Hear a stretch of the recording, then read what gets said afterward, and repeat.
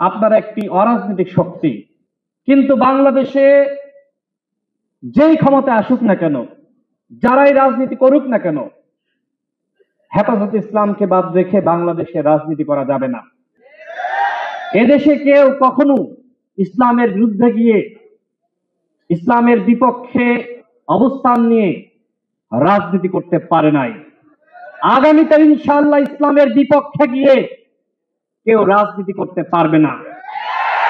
ইসলামের বিপক্ষে যে সরকার অবস্থান নিয়েছে, ধর্ম নিরপেক্ষতার বয়ান, এই বয়ানের নামে ধর্মের সাথে সাংঘর্ষিক বিভিন্ন ধরনের সংজ্ঞায়ন আমাদের সামনে হাজির করেছে।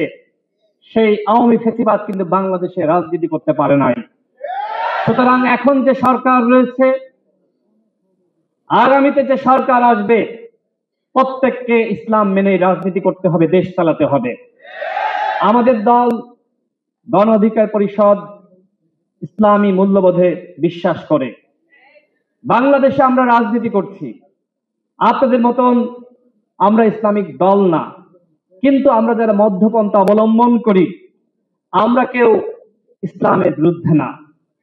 ইসলামিক মূল্যবোধকে ধারণ করেই বাংলাদেশের যে গণতান্ত্রিক অগ্রযাত্রা, সেটাকে এগিয়ে নিয়ে যেতে হবে।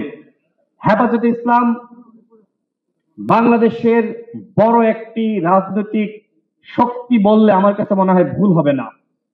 আপনারা বলেন যে আপনারা অরাজনৈতিক, কিন্তু বাংলাদেশের রাজনীতি অনেকটা আপনারা নিয়ন্ত্রণ করেন। যেটি আতাউল্লাহ ভাই বললেন যে হেফাজতে ইসলাম এবং আমরা